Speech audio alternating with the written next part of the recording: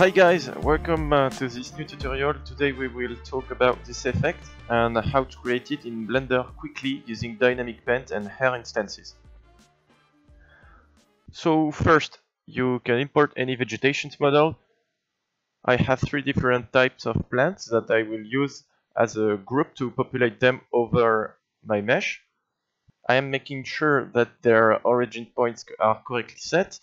If you have move and rotate your mesh, make sure also to clean their rotation and scales. It's important to keep your model clean of transform when instancing it, avoid wrong values. Then you can create or impose the mesh you want the plants to grow on. For this tutorial I just will create a rectangle ground.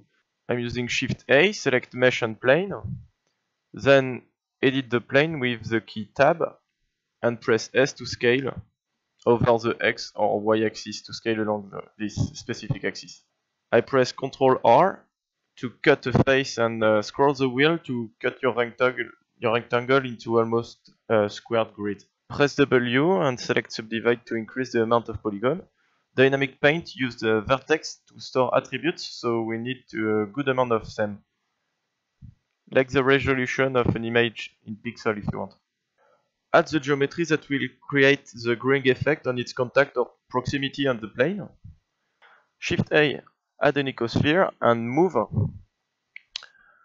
Create a simple animation by moving it at the first frame and right click on the translate channel.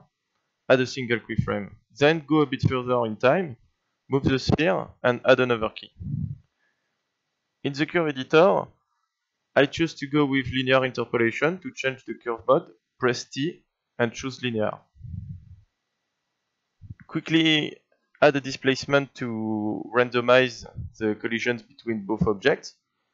Go into the modifier panel, select displacement, add texture. Click on the little button right next to it. It will automatically open the chosen texture in the texture panel. Select cloud, change the size a bit. Go back to the modifier panel and set the texture coordinates to global. Select the sphere. In the dynamic panel you can add a dynamic paint effect and set it to brush. Now select the plane. Do the same, but set it to canvas. Select vertex weight instead of paint and we are almost done with this part. Immediately add the vertex group output. Now you can see the path of our sphere on the plane. Wherever it was over the ground, now it's faded. For the vertex paint, blue means a value of 0 and red a value of 1. Select the sphere. We need to smooth it a bit, its influence. Choose mesh volume proximity and set the point distance to the value of 2. Now we have a smooth transition around our sphere. It's time to bake the animation on our ground. Go into Dynamic Paint Cache and click Bake. For now we are done with the dynamic paint. Add a particle system onto the plane. Choose Hair. Make sure you enable the Use Modifier Stack and Advanced Box. Scroll down until you find the vertex group input. Add the group we just created from the dynamic paint in the length parameter. Enable hair dynamic.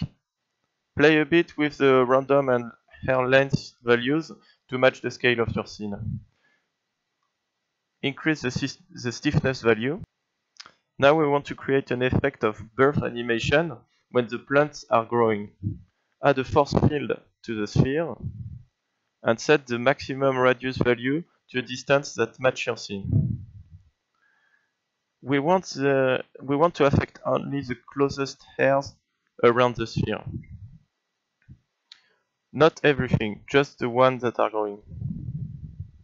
You can increase the strength value also. Continue to play a bit with these few parameters until you find a nice result. Then you can go back in the particle settings and hit Bake to cache your animation. Remember the plants we imported at the beginning? Select all and press Ctrl G to create a group. In the particle settings of our plane, you will find a render parameter that says group. Add this group in it. If your vegetation is not aligned correctly like mine, It's because by default the hair orientation is looking in the y-axis. You can rotate by 90 degrees your plant, make them grow up in the y-axis, and apply the transform. You can now choose to resize your vegetation, even add randomness on it. That's it for this quick tutorial. I hope it will help you in your VFX project. As usual, if you have any question, please leave it in a comment and I'll do my best to answer it. Bye!